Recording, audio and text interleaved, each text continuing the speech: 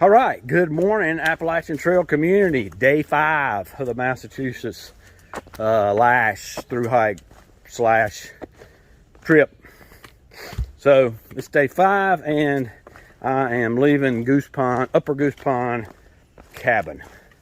So it was a neat experience there. You have got to do it. You got to stop, and this is one of those stops that you need to come and do. You know, as long as it's open. Well, and even if it's not open, it's just such an idyllic setting there around, it's actually a lake that's a municipal lake, but it's kind of back in a hole, not a lot of boats there, so it's just very pristine. Most of the water's like glass, so it was just very, very neat spot there, very decompressing, I guess. Met a ton of people that some from Austria, some from North Carolina, Durham, North Carolina, a mother and daughter, and the daughter was doing school on trail. She was 15, and their purpose of why they're doing the AT was so she could get into a good college. This was kind of a research project for her. I didn't know that was a thing. I don't know what type of, and she didn't know what type of college she wants to get into. So she was kind of standoffish. I don't know if that's because I'm an old dude or she just didn't want to converse. Maybe she's doing schoolwork or something. I don't know. But anyway, so that was, all right, I've got this pond somehow to negotiate, and I do not want to walk the rest of the 19 miles and a quarter with wet feet. So let me stop a minute and I'll catch you back up. So this is an old chimney here, bits and pieces of metal and what used to be a home, I presume. Oh, here's a plaque. Keep this site on the shores of Upper Goose Pond stood the Mohennikanut Club. Club was incorporated in 1909, yada, yada, yada. Club conveyed its lands to the National Park Service, provided the Appalachian Mountain Club with a gift. So these lands would remain a wilderness. So this area used to be private owned, and there are still a few cabins here that will completely revert to the National Park Service, aka, or the ATC, aka National Park Service. I think she said over the next 10 years. But some of it's already there, and that's how the AMC Lodge came into fruition. It was a summer home, and my understanding from Monica, there's a lot of stars and people from New York City have summer homes or 2-season homes up here. I guess I didn't realize it was that close to New York City, but so I guess this was maybe one of them, and it's been bequeathed to the National Park Service, which is cool. But it's pretty neat walk through here, through these. I guess there's some fir or spruce or something. But anyhow, great morning. Started out a little on the muggy side, and it's only going to get worse, but hopefully I'll get some decent miles in before the temps get up there. But it's fairly muggy now. But neat little lake walk, and you can kind of see the lake there through the trees. All right, if I see something, you'll see something. All right, it must be around Lower Goose Pond, because the pond's still out there, but it's overgrown, so they can't use it. But comment on the bugs. So I think I've entered the buggy part people were talking about. If I haven't and it gets buggier, then I'm in deep doo-doo or deep mud. One of the things is that I think bugs fly, like I normally hike about 2 miles an hour when I'm, really getting it, really going my normal pace. So I think bugs fly at about 1.5, maybe 2, and so if I'm averaging 2 1/4, they can't keep up. But if I come to a halt to adjust something, put on something, whatever, man, I get swarmed. So the best way for bugs is put on some bug spray and make them think twice about lighting on you. They get on my elbows for some reason, and I must have 20 bites on just my elbows alone. But you just got to out hike them. So see, I just stopped and already got swarmed to try to negotiate through this. So just keep that in mind. Out hike the bugs will help. Don't eliminate them, but it does help. And of course, they're all around the mud holes because it's where the stagnant water is.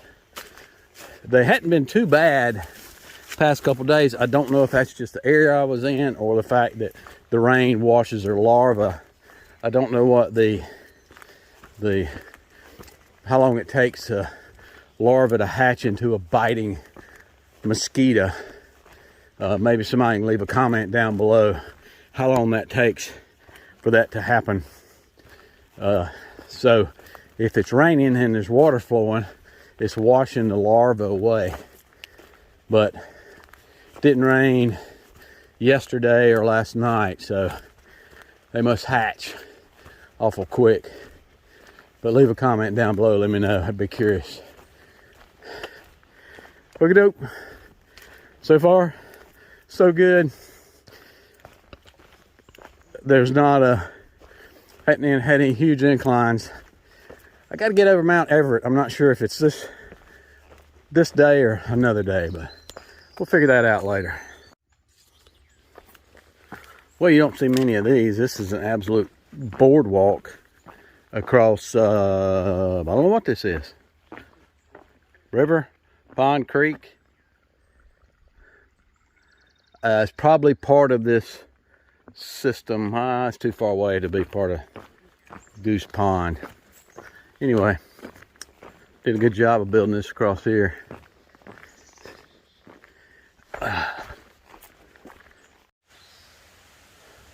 So first rock wall I've seen that I would classify as this probably used to be a pasture, and that kept the cows in, or a field, and they got all the rocks out of the field and so they could plow it. That's the first one I've seen. I noticed seemed like up in Vermont we saw them a lot, and then down on our hike from Pennsylvania, SOBO, down into Virginia, we saw them a lot there too. There I couldn't help but wonder if they were like skirmish lines built for defenses during the Civil War, but obviously I'm in Massachusetts. Civil War didn't, the high water mark is considerably lower here than here. It's down in Pennsylvania at Gettysburg. So, but it's always amazing to see that, and also these mountain streams like this. I really dig these. Oh, all right.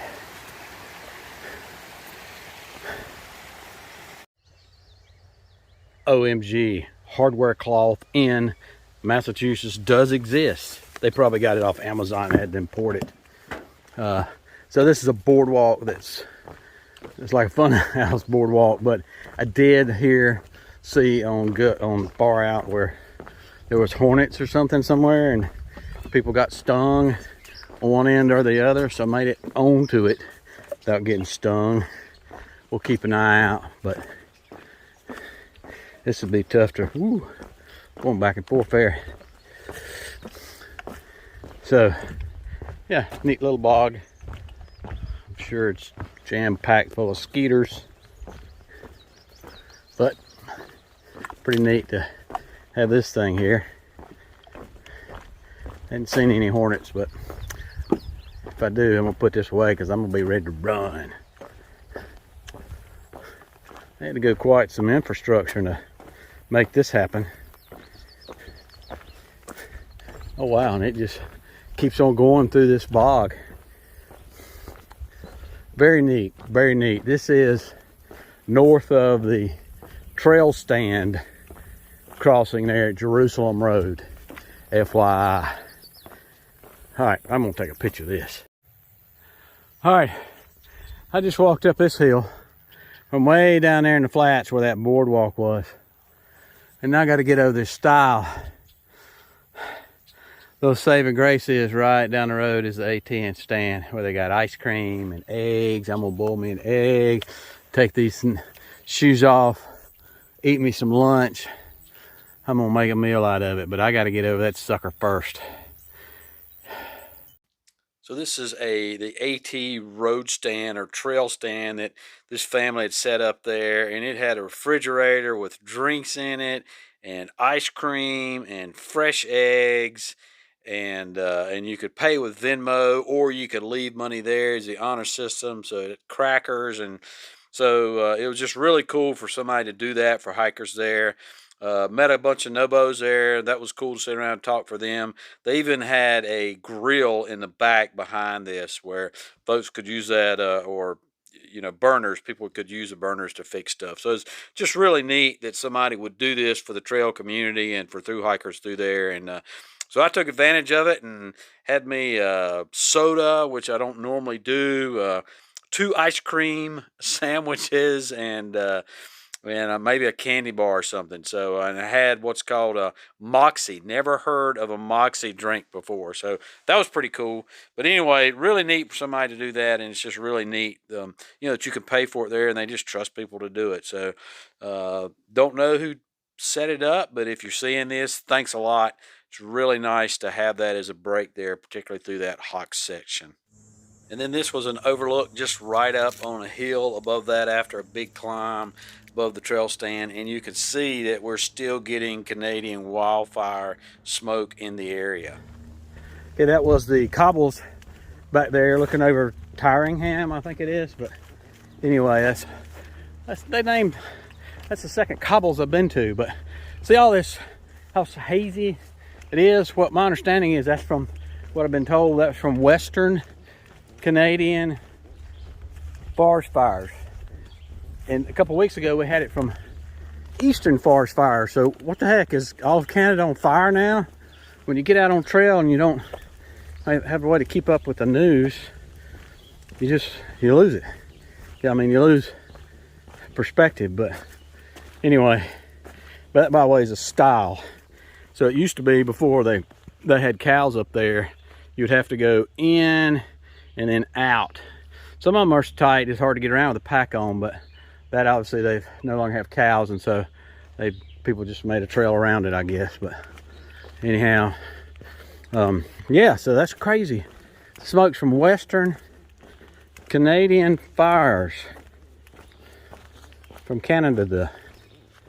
I don't know. Anyway, we're Appalachian Trail, Georgia. So we are continuing SOBO. Hopefully going to make it before the rain. The rain's supposed to come in possibly at 4, in earnest at 6. It's 12ish, noonish right now. I think we've got 8 miles to go, so maybe doable depending on the terrain. We'll see. Might better kick it on up into 4th gear. So unfortunately I have to use granny gear going uphill, so that is a slow gear. All right, let's Charlie Mike chat with you later. So I passed a lot of Nobo today. A lot stayed at the lodge the last night. So today I passed Cheesefoot, who's toting a freaking guitar the whole way. I mean, a full size or a neck down guitar, but it's a whole guitar, not some plastic thing. Granny Squared, Buckets, the guy at the guitar is Cheesefoot, and then I didn't catch everybody's name back at the AT stand. So I just had a 15-minute discussion with Granny Squared about some signage here. We're at the Cobble Loop trail junction that shares the treadway with the AT. So it's a local trail that the town of Tyringham has. And so she was disoriented, and then she said she wasn't, and so we had a deep discussion about why she wasn't disoriented, and then at the end of the day she decided she was disoriented, but she figured it out. So I think she's just been in the woods for a while. I don't think she's a viewer, so she won't see this. But, and not joking on her by any means. We just had some good chatting about the sign. And then passed some people, didn't get their names, didn't film them down at the AT stand. So the AT stand is family there. They have ice cream, sodas, you know, like ice cream sandwiches, sodas, icy pops. I wish I'd got me an icy pop now, but I didn't. I just got 2 ice cream sandwiches. And fresh eggs. So I got me 2 eggs for tonight. I'm going to boil me some eggs either tonight or in the morning. Eat those for breakfast. And I had Wi-Fi. You can pay with Venmo. So pretty cool little thing they got going on there. Oh, charging station. So pretty neat. Family do that. Support the hiker community. There's a spring right across the street. I filtered anyway, but looked pretty clean, but you never know. So definitely worth going to. You can pay with Venmo, and so that makes it all the easier. So yeah, good little stop. Actually, see, and that's why I'm trying to avoid all this mud now, because the time I was there, I had my shoes didn't dry, but my socks did, and it's really nice to try to have some dry stuff on. So, but just to prevent blisters. I'm starting to have some issues with that around my pinky toes, and now I feel them coming on my heels. But I really don't have the 30 minutes it takes to stop and put something on them on the hot spot, because I'm trying to avoid the storm that's coming in. Oh, that's cool. That's a huge tree that went down. So anyway, neat stuff. Just past the cobbles and just talked about that, so I won't discuss that again. Did meet a couple more people. One of them was a subscriber up there, so it's always neat to meet them. He has a brother who's behind him for a day, Tracy, that I may run into. So he said he had a shirt like his, so if I see him, I'm just going to holler at him, "Hey, what's up, Tracy?" And see what he says. All right, y'all take care, and we will get back to you later up the trail. Well, I'm getting down to the last couple hours of the day, I think. It's kind of neat walking through this pine forest. I think these are firs. Somebody can correct me online. Leave a comment down below if I'm off about that, but probably am. Anyway, I'm going to South Wilcox. I am not looking at the mileage. I don't have a clue right now what it is. All I know is when I get to North Wilcox, I'll be a mile away from South Wilcox. I think South Wilcox is the newer one. And I'm gonna go that extra mile because that shuts me off for or prevents me from having to do a 20-mile day. I do a 19-mile day the next day. So tomorrow, yick, day's 15. Really would rather have avoided that, but you can't do it here in Massachusetts. So it is what it is. I'm wore out today though, and we'll see how. Oh, that's a beaver pond, a beaver dam right there. I think this area through here used to be flooded, and now it's not so much. I think I'm coming to that area, but I saw on gut hooks where far out where it wasn't flooded anymore. So let's hope that's correct, because I think as it goes down into here, it used to be flooded, but it looks like somebody's dug out part of it. So anyhow, I don't care about walking through. My feet are fairly dry. I don't need to be walking through water at this point in the day. Of course, nothing's completely dry out here on the AT, but anyway, so I am keep going on to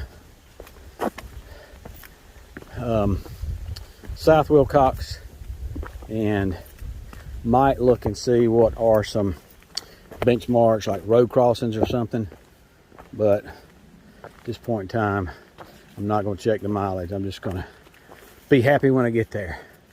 All right, let me go. So this is always interesting to see a random rock in the middle of the woods, a big old rock. So the Massachusetts had went through several ice ages where it was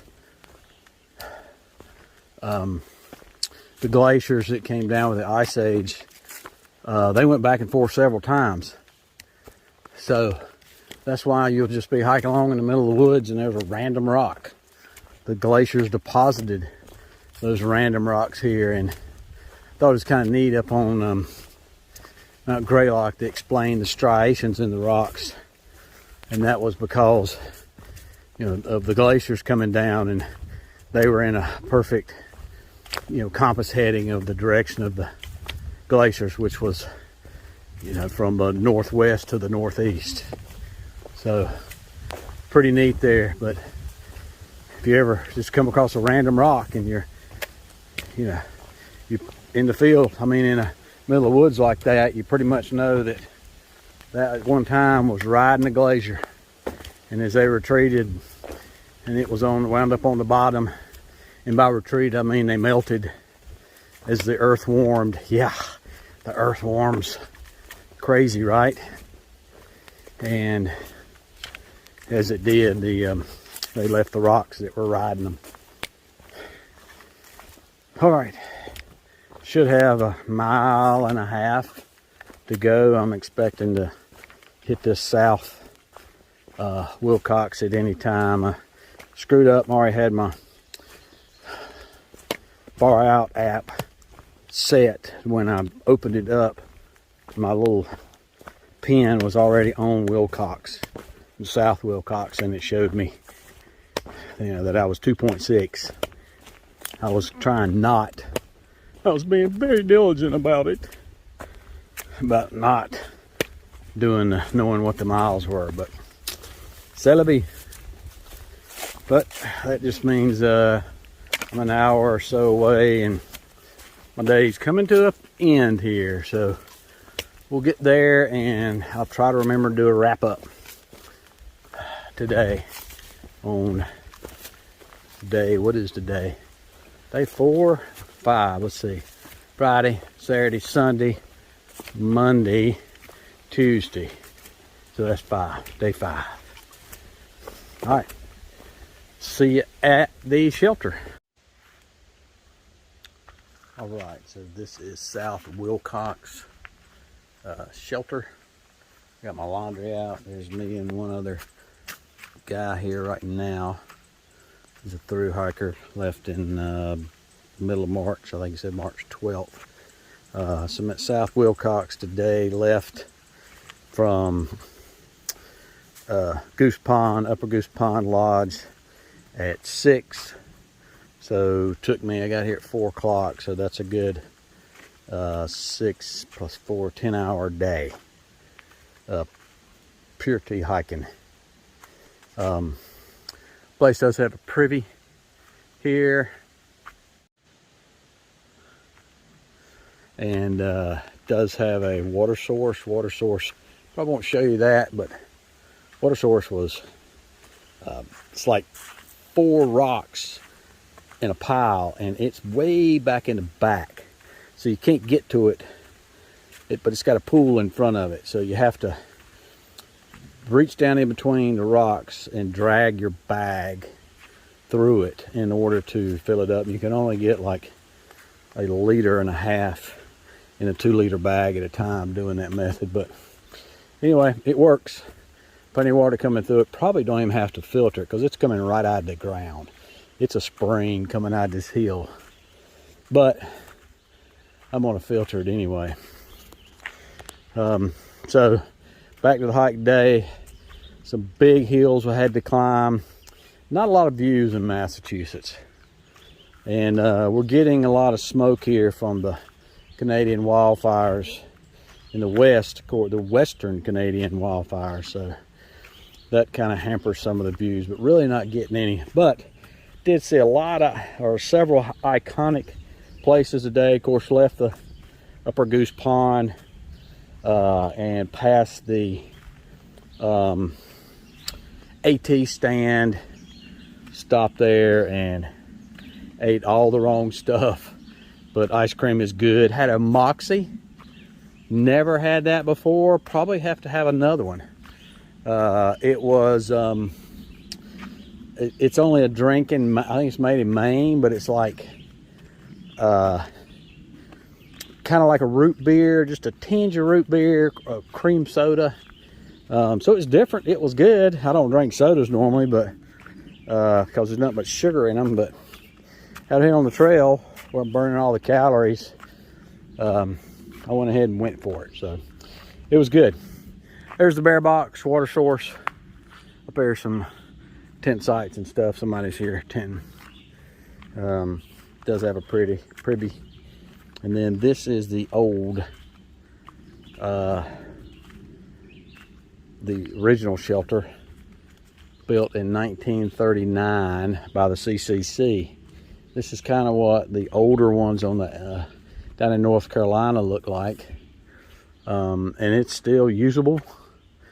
It's kind of, you know, no picnic table, kind of a rat place it looks like, but anyway, they still allow you to use it. So pretty neat. And they call it Adirondack style.